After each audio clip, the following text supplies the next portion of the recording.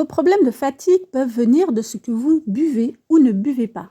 Donc si vous êtes souvent fatigué, gonflé, mal à digérer, problèmes hormonaux, l'impression d'un brouillard mental constant, il faudrait peut-être regarder ce que vous buvez.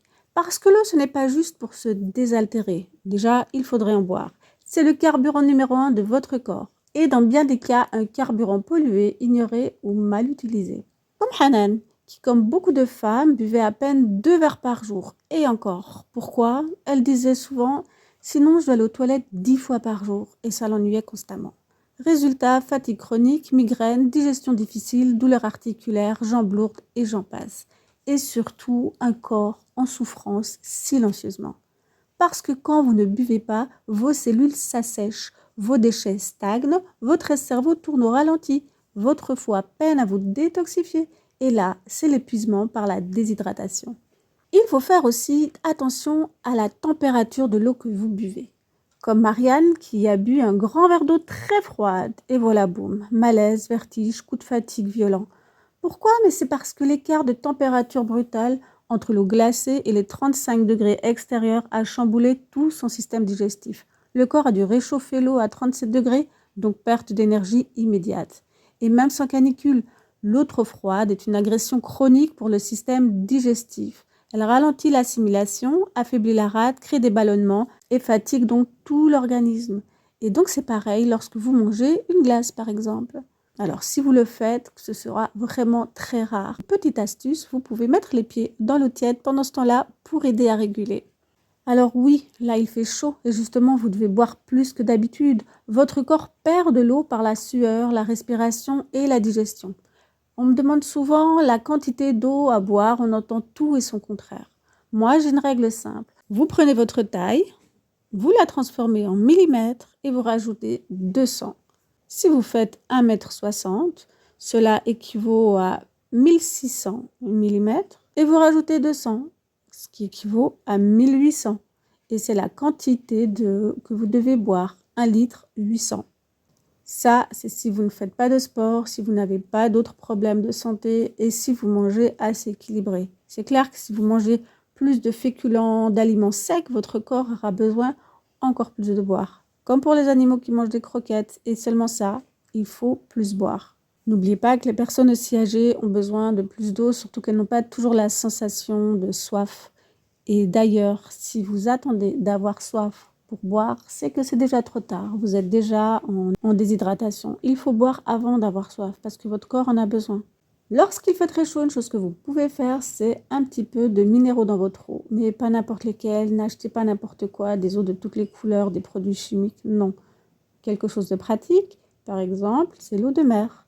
L'eau de mer filtrée à froid contient tous les minéraux indispensables à votre corps et votre corps l'épuisera selon ses propres besoins et de manière équilibrée, sans perturber le reste.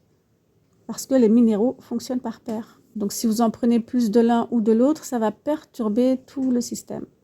Comme on dit, type plasma de Quinton, là, c'est tout bien équilibré. Une autre source de minéraux facilement assimilables qui vont vous aider à être réhydraté, c'est par les jus de légumes faits avec un extracteur, bien entendu. Alors, il ne faut pas en boire des tonnes, mais un petit peu tous les jours, à jeun, sera très bénéfique pour votre santé et vous allez le ressentir vraiment au niveau énergétique et digestif. En dehors de ça, donc, quelle eau boire? Alors là aussi, on en parle trop peu. L'eau de bouteille, l'eau du robinet, chacune a des inconvénients. L'eau du robinet, par exemple, contient des résidus de médicaments, notamment la pilule contraceptive, des antibiotiques. Vous pouvez trouver aussi du fluor, du chlore, d'autres perturbateurs endocriniens. Donc, ce sont les perturbateurs hormonaux, d'où fatigue, problèmes de règles et autres, thyroïde et autres. Il y a aussi des micropolluants dans l'eau du robinet qui s'accumulent doucement dans votre corps. Il ne faut pas oublier que l'eau du robinet voyage parfois dans des tuyaux rouillés, sales, poreux, vieux de au moins 50 ans.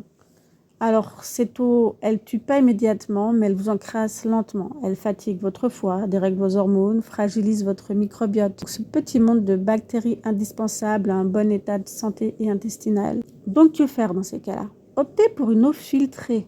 Alors, tout dépend de vos revenus. Par exemple, déjà, il y a des filtres à charbon ou des bâtons de charbon. Ça ne revient pas trop cher. Vous en avez pour plusieurs mois, pour moins de 10 €. C'est très facile. Ça filtre quand même beaucoup, mais pas tout. Pas le fluor, par exemple. Sinon, l'osmose inverse et bien d'autres. Bon, là, il faudra un plus gros budget. Alors, les eaux en bouteille, il y a plusieurs problématiques. Déjà, il y a beaucoup de résidus secs. Donc, vous voyez à l'arrière des bouteilles, il y a écrit le total de résidus secs qu'il reste. Si c'est plus de 50, 55, c'est vraiment énorme. La plupart des bouteilles en contiennent.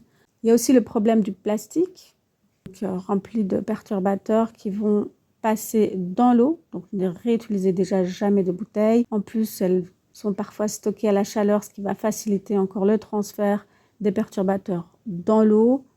Et puis, microparticules de plastique. Enfin, voilà. Donc, c'est vraiment à éviter le plus possible. Il y a une autre chose que vous pouvez aussi retrouver dans l'eau du robinet. Ce sont des parasites. Alors oui, c'est rare dans les pays comme la France, la Belgique ou autres, mais ce n'est pas impossible. Il peut bien y avoir des parasites dans l'eau. Donc vous buvez de l'eau du puits, de sources non traitées. Parfois, il y a des travaux, des contaminations accidentelles ou des canalisations qui sont trop anciennes ou abîmées. Il y a aussi des toxines résiduelles. Tout ce dont je vous ai parlé, qui peuvent se retrouver dans l'eau, vont affaiblir votre terrain, donc votre santé globale. Donc même si vous avez une vie extraordinairement bien organisée, saine à tous les niveaux, sommeil, alimentation, mentale, etc., si votre eau est polluée, bien sûr, ça peut avoir des répercussions sur votre santé mentale et physique. Une autre chose à penser, c'est quand boire, parce que ça a aussi un rôle sur votre digestion. Donc, si vous devez boire 1,8 litre, il faut bien placer ces moments dans la journée. Vous évitez absolument pendant les repas. Pourquoi ? Parce que ça va fragiliser aussi votre digestion. Lorsque vous mangez, il y a des enzymes digestives, ce sont comme des petits ciseaux qui vont aider à découper les aliments, les transformer pour avoir tout ce dont votre corps a besoin. Si vous buvez en même temps, ces enzymes, donc les petits ciseaux, vont être complètement dilués et vous digérez moins bien. Donc, il faut boire soit avant, on va dire au moins une demi-heure avant, donc toute la matinée par exemple, soit bien après, au moins 1 heure et demie, 2 heures après, pour être sûr d'avoir déjà digéré une partie. Et ça évitera de cette manière aussi de grignoter toute la journée. Donc pensez vraiment bien à boire suffisamment. Et rappelez-vous, c'est la clé pour soulager la fatigue, les douleurs, les troubles digestifs, votre mental et bien d'autres. J'aide les femmes à sortir de l'épuisement chronique et du stress et retrouver de l'énergie et de l'apaisement. Je suis coach et naturopathe. Vous avez des questions à ce sujet ou d'autres questions, vous pouvez me contacter, je répondrai avec grand plaisir. Si je n'ai pas répondu, c'est que je n'ai pas vu, recommencer. Et rappelez-vous que votre corps est votre véhicule, il vous emmènera là où vous le guidez. Alors prenez soin de vous.